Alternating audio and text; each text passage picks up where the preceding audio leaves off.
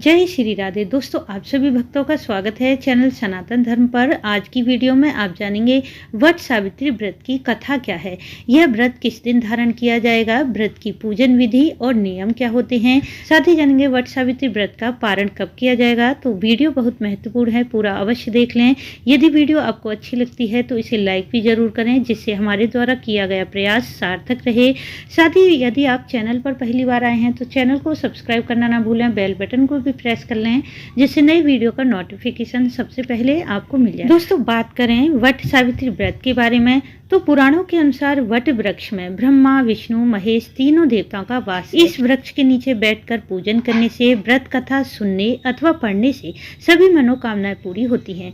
भगवान बुद्ध को इसी वृक्ष के नीचे ज्ञान प्राप्त हुआ था, अतः वट वृक्ष को ज्ञान, निर्माण और दीर्घायु का पूरक माना गया है। ऐसी मान्यता है कि यह व्रत सुहागिन स्त्रियों के लिए बहुत ही ज्यादा महत्वपूर्ण होता है। जो भी सुहागिन स्त्री वट सावित्री व्रत करती है और बरगद वृक्ष की पूजा करती है, उसे अखंड सुख सौभाग्य का फल प्राप्त होता है। उसके सभी कष्ट दूर होते हैं, साथ ही संतान प्राप्ति की कामना पूर्ण होती है।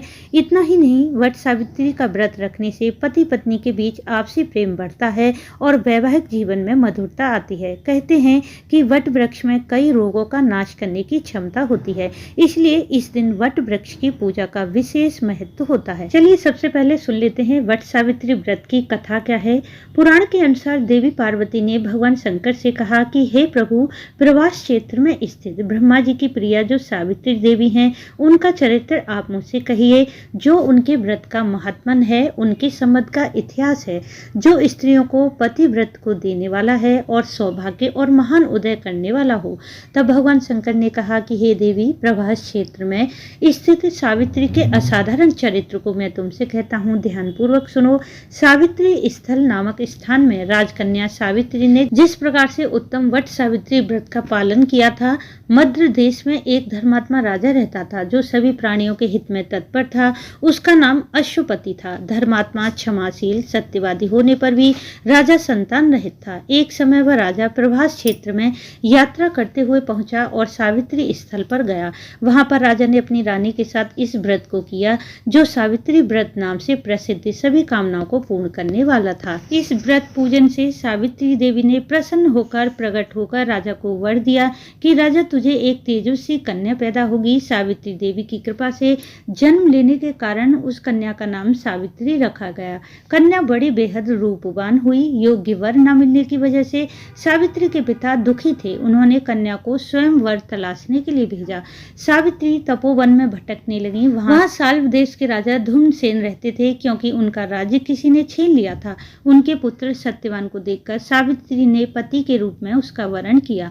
ऋषि राज नारद को जब यह बात पता चली तो वह राजा अश्वपति के यहाँ पहुंचे और कहा कि हे राजन, यह क्या कर रहे हैं आप? सत्यवान गुणवान है, धर्मात्मा है और बलवान भी है, पर उसकी आयु बहुत छोटी है, वह अल्पायु है।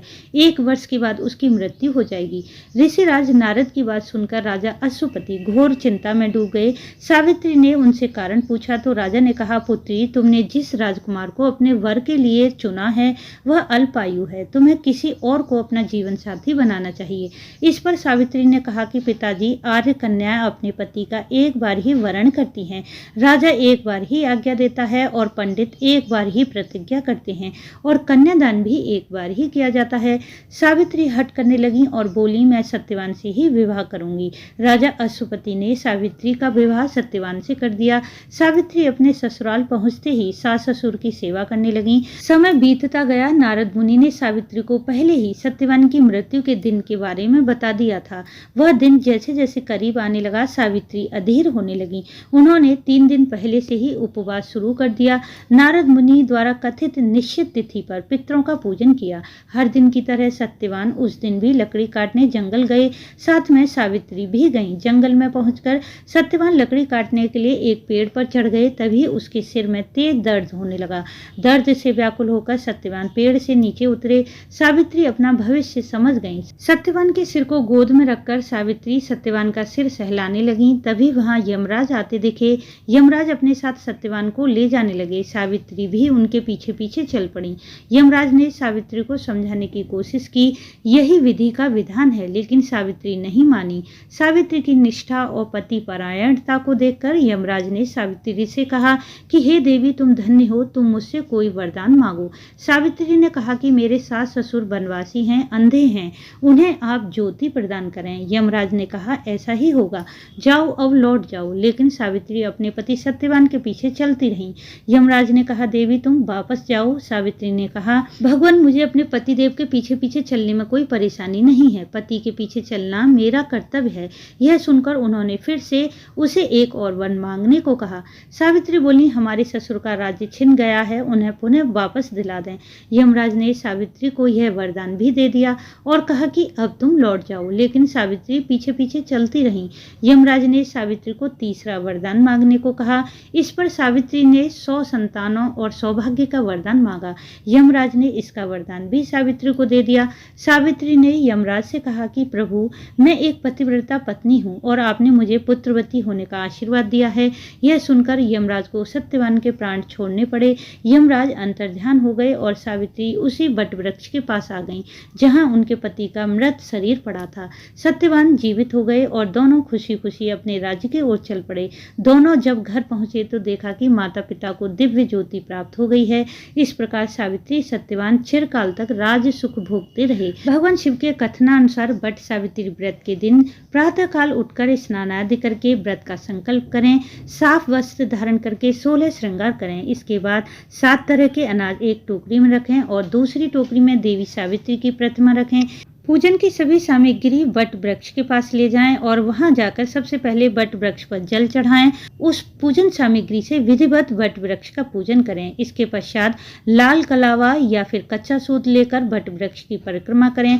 परिक्रमा आप 7, 11, 21 या 108 लगा सकते हैं। हर परिक्रमा पर आप एक चने का दाना वृक्ष पर चढ़ाती जाएं। इसके पश्चात धूप दीप करके आरती करें और अपनी शक्ति सामर्थ्य के अनुसार दान पुण्य भी अवश्य करें। बात करें इस व्रत के नियम की, तो व्रत को सच्ची श्रद्धा और विश्वास से करें। इस दिन घर में किसी भी प्रकार का कलह क्लेश न करें, झूठ न बोलें, क्रोध न करें, न ही किसी प्रकार के कटु वचन कहें। साथ ही ब्रह्मचर्य का पूर्ण रूप से पालन करें।